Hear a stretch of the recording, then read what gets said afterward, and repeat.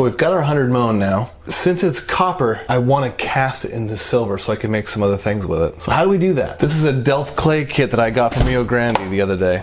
And all it is this casting frame and some Delft clay. You know, I think gloves might be a good idea. Let's try that. Why do I keep my gloves in a plastic bag, you might ask?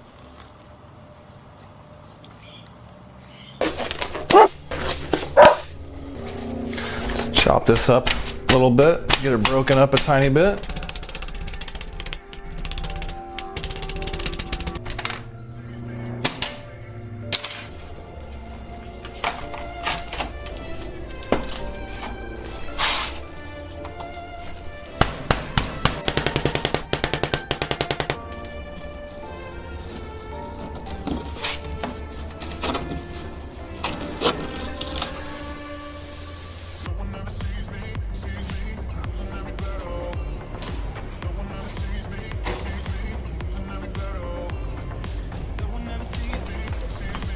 Get a little baby powder on there just to make sure the mold doesn't stick together. I want the two parts to separate real clean.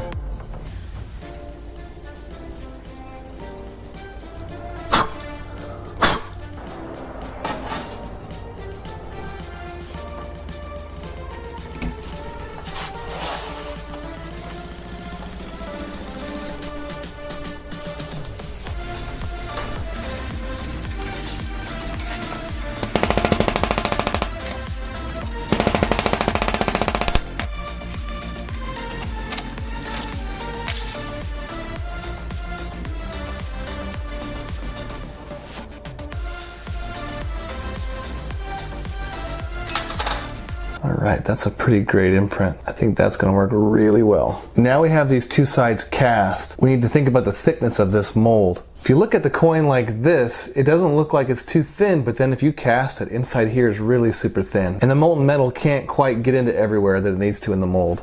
And we want it a little thicker for the jewelry we're using anyway. So what we're going to do is to take this half of the mold and scrape it out. Now this may look like a dog got a hold of it. Can you imagine who did it?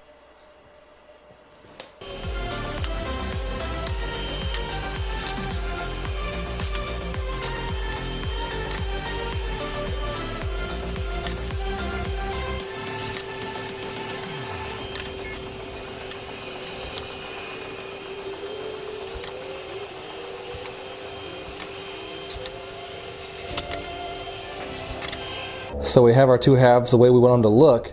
Now what we need to do is create a pour hole for our silver, and it's going to be on this side obviously because we don't want to damage the detail on this side at all.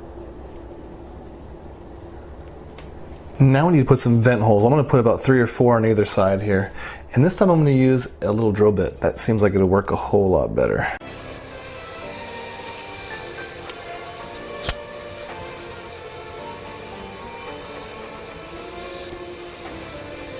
Now we just need to make little channels from the vent holes.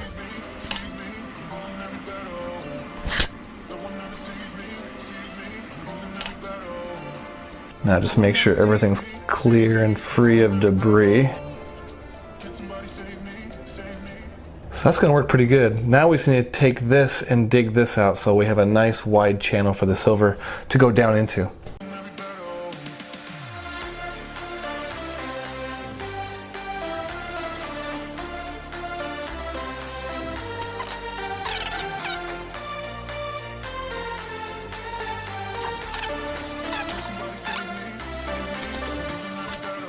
Fill hole looks really good and big on this side, and it's got a nice funnel on this side. All my vent holes are clear. I think we're ready to start casting. So what we need to do now is put the two pieces together, and they have these indexing marks on either side, so that way you know that you're putting it together the right way. We'll line those up.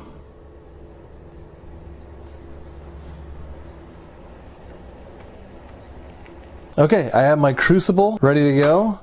I got our mold sitting over here off to the side, and this is the silver I'm going to be using. This is actually all my deburring tool scraps, and I just melted a bunch of them down and created, this is about a 2-ounce chunk of silver, 90% coin silver. So we're going to throw that in there and melt it down with my rosebud tip that I have on my little torch, my little propane torch, and hopefully this will all melt down real good and we'll make a good casting.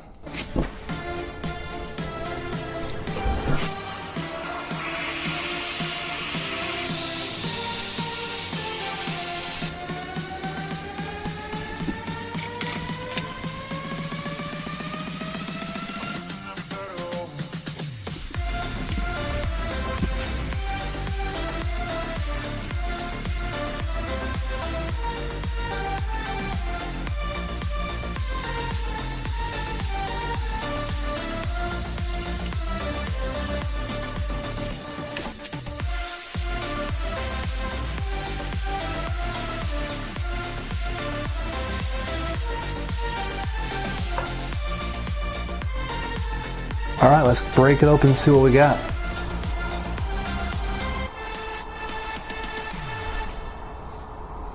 All right, so now we have all this burnt stuff we can't use, and we need to scrape all the burnt stuff out of our molds. And then once we do that, we can reuse the stuff that's not burnt.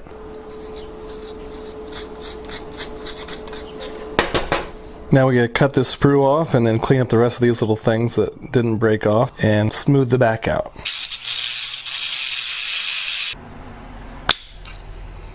All right, we got the sprue off. Sprue, what do you call it? I think it's a sprue. Pretty sure it's a sprue.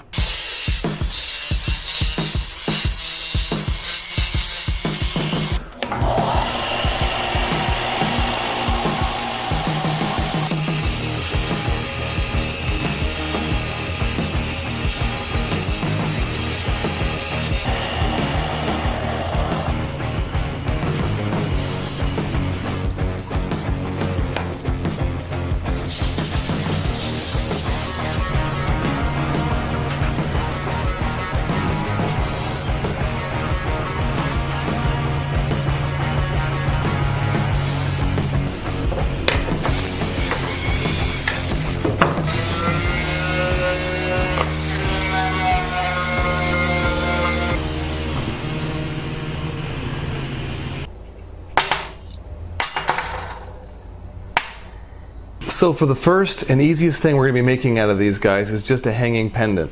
And all we need to do is cut a hole in this and then solder a jump ring into it.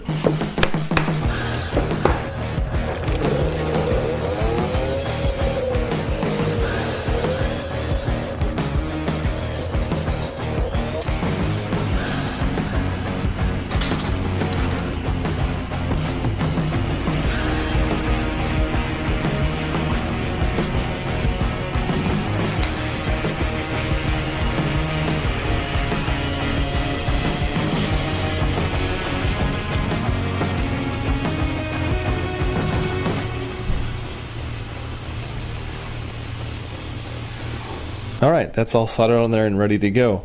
And so we're going to antique this later, but we're going to wait for all of our projects to be done and we'll do them all at once. Alright, for our next one, I think we're going to make it into a more of a traditional ring. We'll sit like that. And what we need to do for that is get us some ring shank.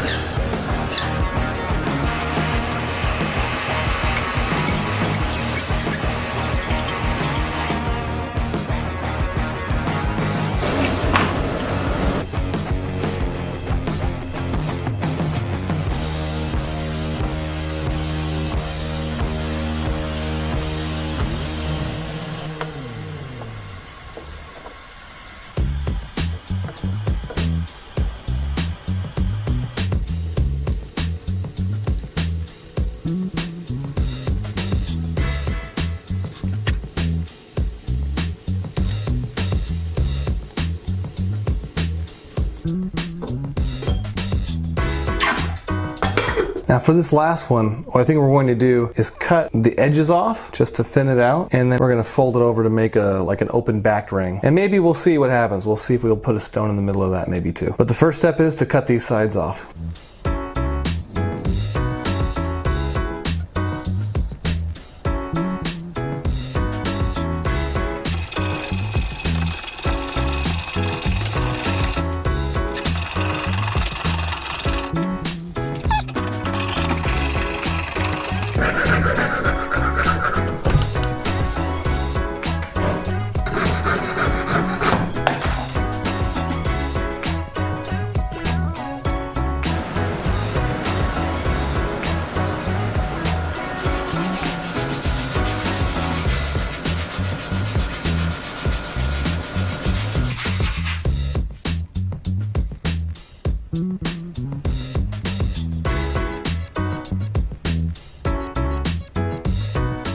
We need to soften the metal by annealing it, so that way we can start to bend this thing around the mandrel.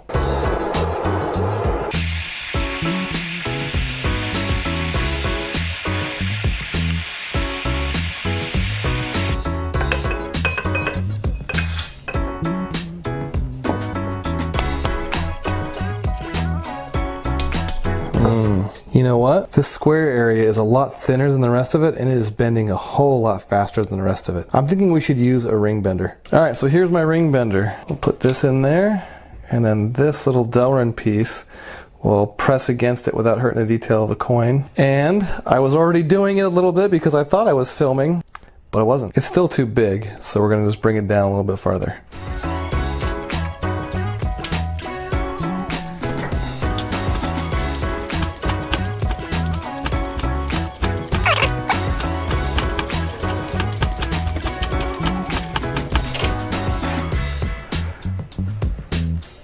Smaller. I think we're going to stop there. That seems to work pretty good.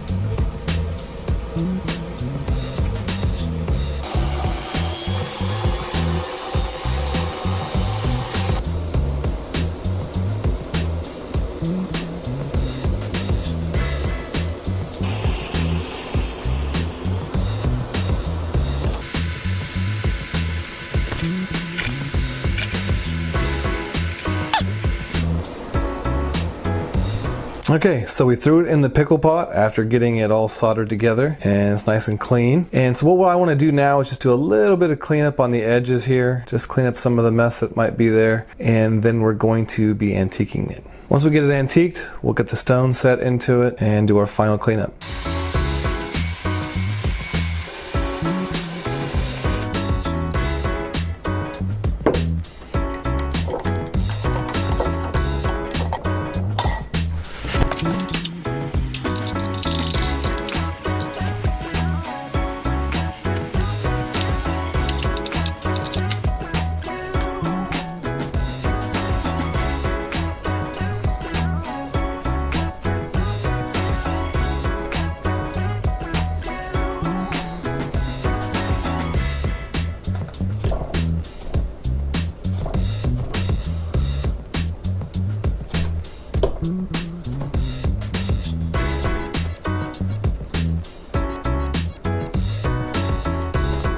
All right, we're all ready to start setting a stone. It's a pretty cool looking ring.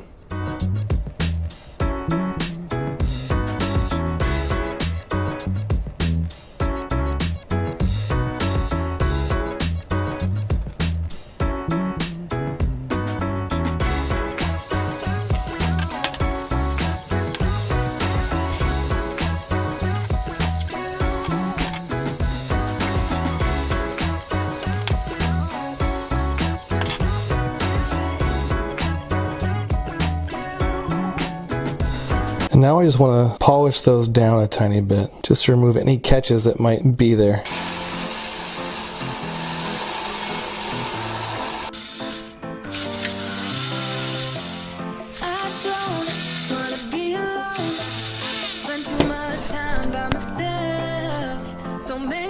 The stone is now set. Now these are all done, so we'll go ahead and antique these and clean them up and get them finished. All right, we got our water nice and heated up. Put our liver of sulfur in. We'll throw these in.